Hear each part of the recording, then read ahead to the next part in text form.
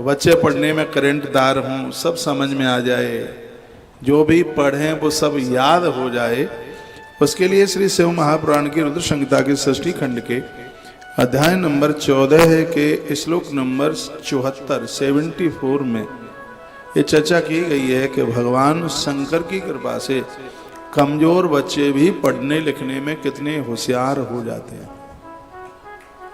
उसके लिए क्या करना है? उसके लिए करना है कि गौ माता के कच्चे दूध में, और आप चाहेंगे तो सब कुछ हो जाएगा, गौ माता के कच्चे दूध में मिश्री डालकर या बूरा डाल करके उसको मीठा कर लें। चाखे नहीं कि मीठा हुआ है कि नहीं, तो आप चखने को बैठ जाए जूठा कर दें। तो दूध में मीठा डालकर, कुछ ना मिले तो गुड़ का बुरादा डाल दीजिएगा, और श्रृंगी हाथ में लेकर के ये महारुद्राभिषेक करना है। श्लोक में बोल रहा हूं, केवलम दुग्ध धारा च तदा कार्या विशेषतः शर्करा मिश्रता तत्र यदा बुद्धि जड़ो भवेत। यदि किसी की बुद्धि सोई हुई है, जड़ बुद्धि है, वो भी जागृत हो जाएगी। इतना बड़ा प्रभाव है। गुरुवार के दिन कीजिए, क्योंकि गुरुदेव बृहस्पति का दिन है, भगवान सत्यनारायण का दिन है, नारायण देव भगवान का दिन है।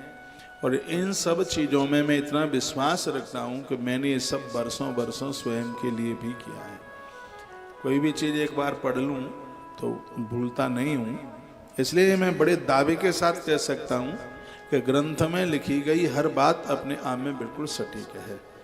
किसी को संशय लगता है कि अपनी तरफ से कह रहे हैं, तो रुद्र संहिता षष्ठी खंड अध्याय नंबर 14 का 74 नंबर का श्लोक आप देख लेना। और बड़ी बात तो तब है जब इस कथा के वक्ता स्वयं भगवान महादेव हैं, और शंकर जी ने 3 वाक्य बोले अपने मुंह से, सत्यम शिवम और सुंदरम।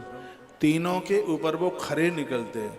सत्यम, महादेव कभी झूठ नहीं बोलते, लोगों को सत्य का मतलब प्रकाश की तरफ लेकर के जाते हैं, शिवम कल्याण की तरफ लेके जाते हैं, और महादेव सुंदरम यानी इस जीव को भक्ति की तरफ लेकर के जाते हैं।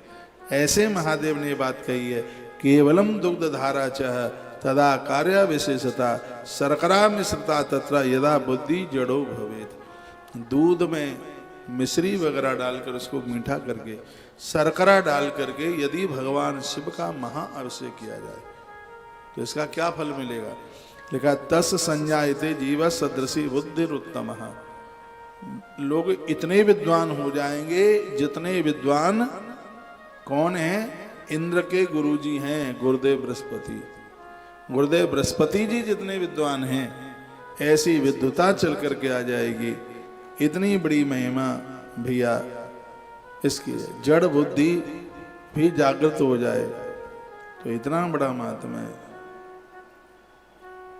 दुग्ध धारा से महाअभिषेक क्या जपेंगे? क्या क्या बोल के? ओम नमः शिवाय, ओम नमः शिवाय, ओम नमः शिवाय, ओम नमः शिवाय, ओम नमः शिवाय। इसमें एक काम और हो जाए तो और ज्यादा बढ़िया है। बच्चा अभिषेक कर रहा हो या उसके लिए अभिषेक हो रहा हो, ब्राह्मण बैठ करके 10,000 ओम नमः शिवाय का जप कर दें। लिखा, यावन मंत्रा युतम न स्यात् तद्वाद्धान प्रपूजनम।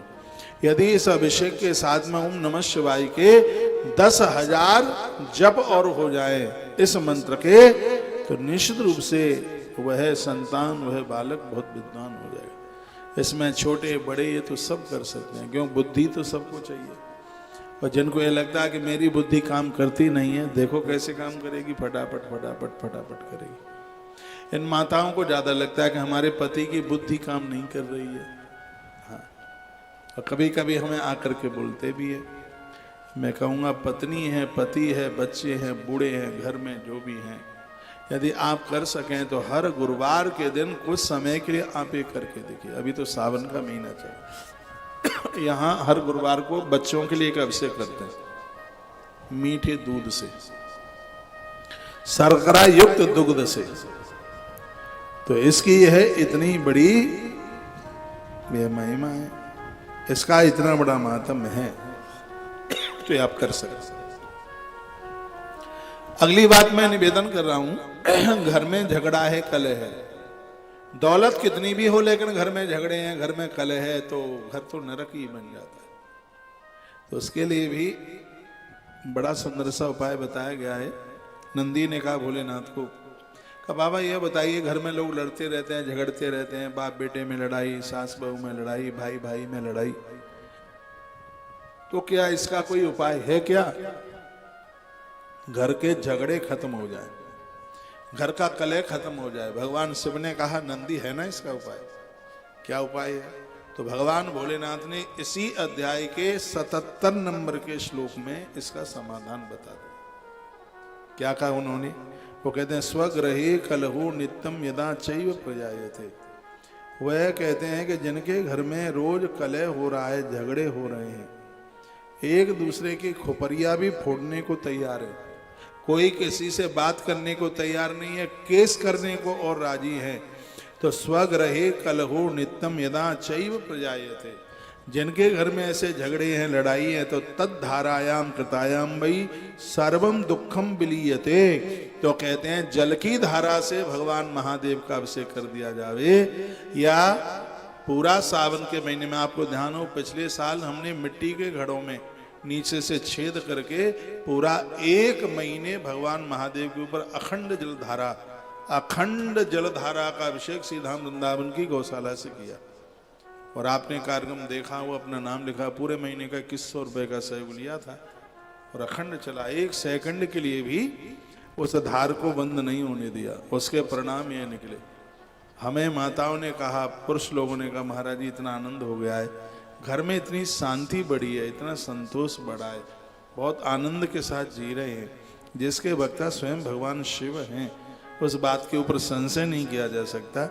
आप कहेंगे आरी अभिषेक कर दें और आरी लड़ाई हो जाए, तो आरी लड़ाई खत्म हो जाए, तो बीज को भी धरती में गाड़ते हो तो टाइम लगता है, उसमें समय लगता है। लेकिन आपको तो आज करके आज ही चाहिए, इंतजार नहीं है बिल्कुल। काशी में एक विद्यारण्य आचार्य पंडित जी रहते थे, बहुत अद्भुत विद्यारण्य। घर में 4 बेटियां थी, विवाह के लिए पैसा नहीं था।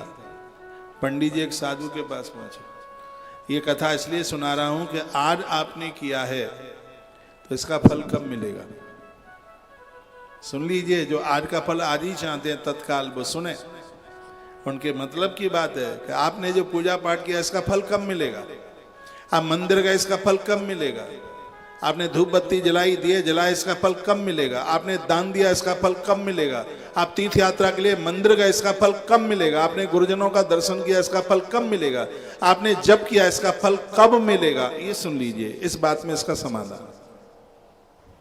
तो विद्यारण्य जी काशी में रहते थे, बड़े अद्भुत पंडित जी थे, आचार्य थे, 4 बेटियां थी, धन था नहीं। तो एक महात्मा जी को मिले और जाके कहा गुरुजी ऐसी ऐसी बात है, बेटियां विवाह के लायक हो रही हैं, पैसा है नहीं। तो गुरुजी ने कहा कि ऐसा करो, तुम गायत्री माता का पुरुषण कर दो। उन्होंने कहा गुरुजी समय कितना लगेगा? कहा लग जाएंगे 3 साल, 3.25 साल, 3 साल लग जाए। बड़े जानकार पंडित जी थे विद्यारण्य जी, और उन्होंने वो पुरुषण किया। 3 साल से ज्यादा समय लगाया, लेकिन 1 टका नहीं आया उनके पास। मंत्र ऐसा जपा का अनुष्ठान पूरा कर दिया तो भी मंत्र चलता रहता है। वो इतने थक गए, इतने परेशान हो गए कि जैसे तैसे बेटियों के हाथ तो पीले उन्होंने कर दिए। इतने हताश हो गए कि वो घर छोड़ करके निकल पड़े, कि अब रहना नहीं है घर गृहस्थी में, परेशान हो गया है। 3 साल साधना को टाइम दिया तो भी कुछ मिला नहीं। तो वो जा रहे थे, रास्ते में लगभग उनको 4 वर्ष हो गया।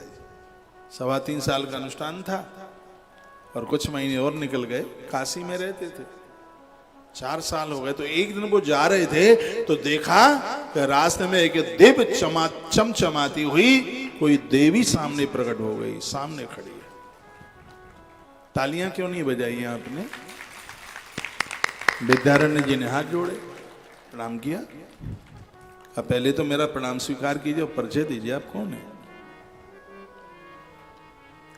मैया जी ने कहा 3.25 साल जिसके लिए तुमने अनुष्ठान किया, जिसके लिए जप किया, मैं वेद माता गायत्री देवी हूं। चरणों में लंबे होकर के लेट गए ब्राह्मण देव। कहा मां मेरा प्रणाम स्वीकार करें। आपने दर्शन दिए।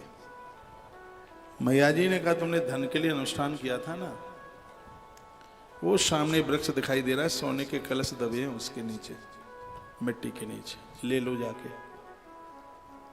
तो ब्राह्मण देवता ने कहा, माँ जब जरूरत थी तब तुम आई नहीं, और आज मैं सब छोड़ छाड़ करके आ गया तो सोने के कलश देने के लिए आई हूँ। मैं पूछना चाहता हूं कि जब अनुष्ठान पूरा हुआ उस समय तुम क्यों नहीं आई? मैया ने कहा, विप्रदेव पीछे मुड़ के देखो। तो देखा कि बड़े बड़े 7 पहाड़ों में आग लगी थी, वो जल रहे थे। कहा, मां ये क्या है? कहा, बेटा ये तुम्हारे 7 जन्मों के पाप जल रहे हैं गायत्री मंत्र के प्रभाव से। पाप इतने थे कि 3.25 साल में जल नहीं पाए। अब 4 साल हो गए हैं, अनुष्ठान पूरा करने के बाद भी तुम्हारे अंदर से मंत्र चलता है। तो ये पाप जैसे ही जले हैं और मैं सामने आके प्रकट हो गई। लोग कहते हैं ब्राह्मण देवता के किए गए सत्कर्म का फल नहीं मिलता। आर करे का 8 फल मिलेगा यदि पूर्व का अपराध नहीं होगा तो, नहीं तो पहले के पाप को काटने में टाइम लगेगा, और जब वो अपराध कट जाएंगे तो ये प्रकृति देने में बिल्कुल देर नहीं करती। बैलेंस भी तो पूरा होना है।